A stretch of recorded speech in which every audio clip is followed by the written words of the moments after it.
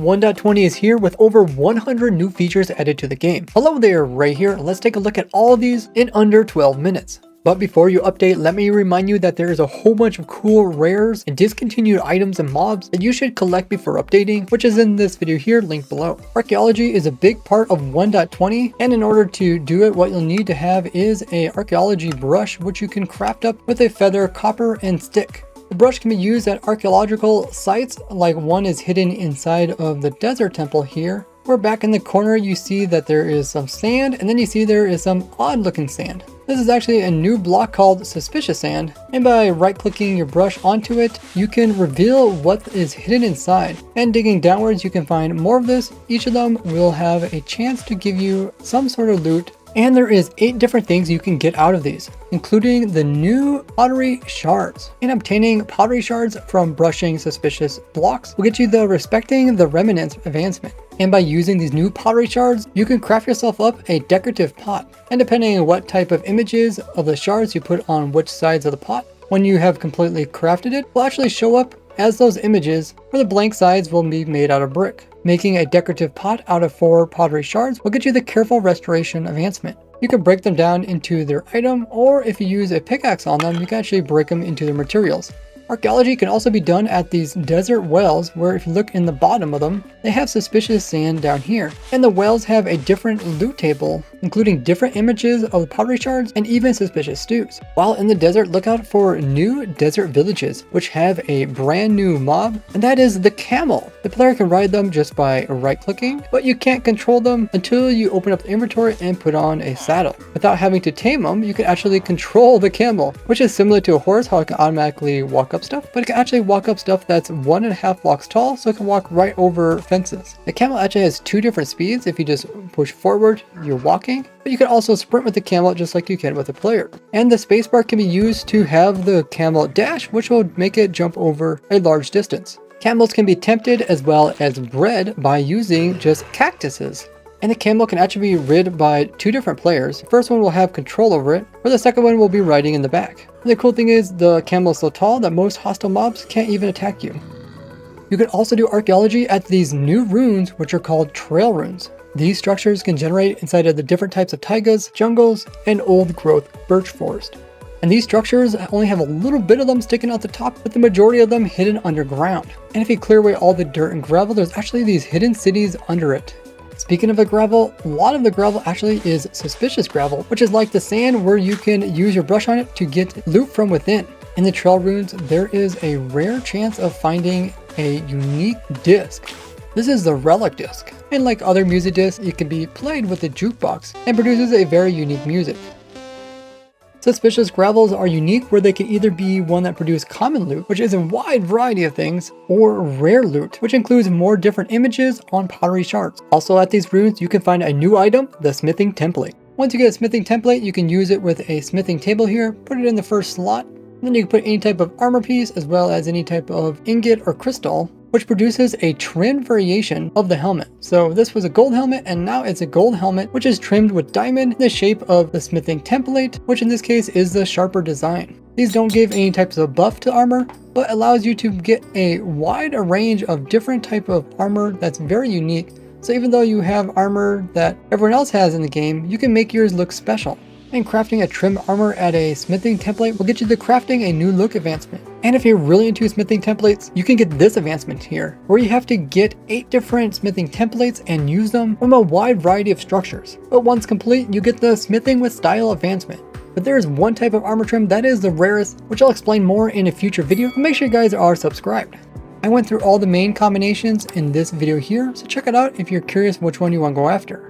Each trim will give you a slightly different look on armor, and the images on these templates is what the armor will look like after it's trimmed. And 4 of the trims come from the trail runes, where the other 12 come from other structures throughout the world, including Jungle Temple, Ancient City, Woodland Mansion, End City, Bastion Remnants, Nether Fortress, Pillager Outpost, Desert Temple, and Shipwrecks. And you can get the last one from killing Elder Guardians.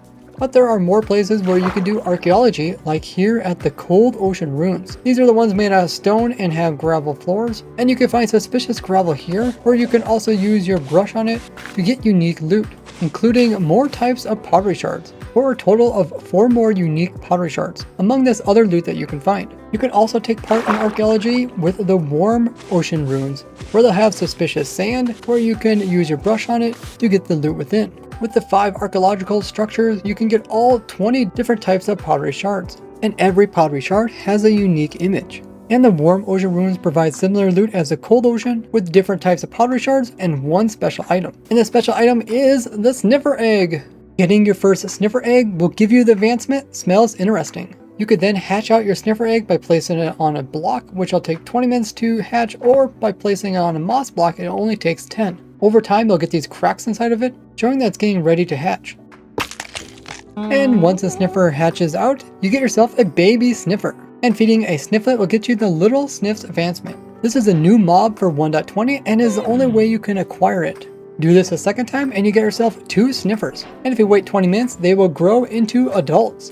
Sniffers do as their names say, they will go ahead and sniff out stuff that's inside the ground, which includes these new seeds. Either these pitcher pods, or they can dig up the torchflower seed. Getting at least 2 torchflower seeds, you can use them on the sniffers to have them breed.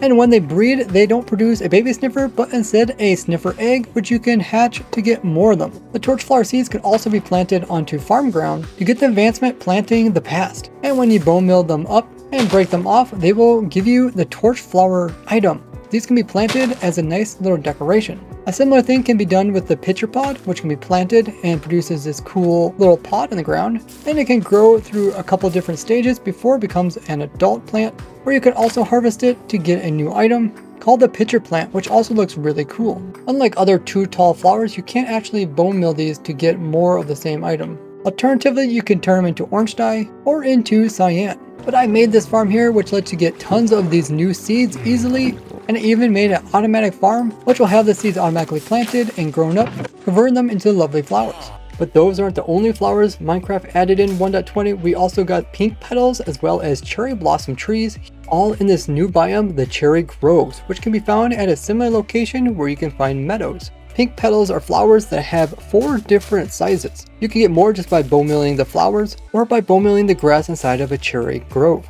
Besides their look, they can also be crafted down for pink dye. And I have 2 different designs of pink petal farms, this one with bone mill, and this one where you build in a cherry grove biome. You can get the cherry blossom tree just by breaking down some of the leaves until you get a sapling, which you can plant and then grow up with bone mills. You can get this tree wherever you want. The tree consists of this new cherry log, which can be crafted into all the different types of wood things except in cherry pink. So I designed this automatic cherry tree farm, which lets the player AFK and produces cherry trees, which all get automatically collected, providing tons of logs and sticks and saplings, so you always have enough pink planks to build whatever you want.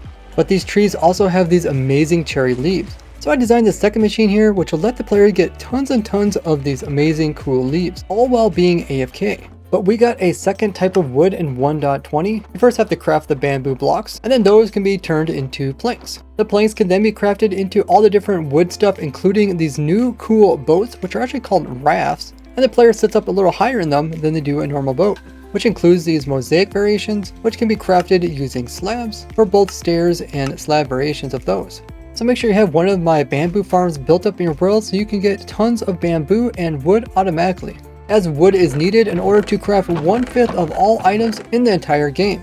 You might notice this sign here where it looks a bit different than a normal sign because these are actually hanging signs, and that is something new to 1.20. There is actually a new type of hanging sign for every single type of wood. To craft these, you don't use normal planks, but instead the strip variations along with 2 chains to make 6 of them. This is what gives them their more solid look compared to their plank-like counterpart. And there's 3 different ways you can place these down. You can place them on a side of a block, which produces this little arm coming off them, or you can click underneath of a block, which has the chains dropping straight down, or you can shift click underneath to have the chains connect in the center.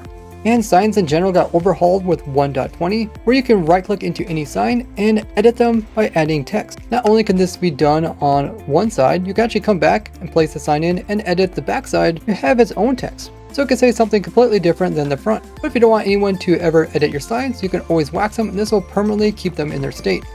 We get another new wood item with 1.20. That is the chiseled bookshelves, which can be crafted like this and produces one of them. And the chiseled bookshelves are used to store books, including normal books, your enchanted ones, book and quills, as well as books that you've already signed, and even the creative knowledge book can go inside them.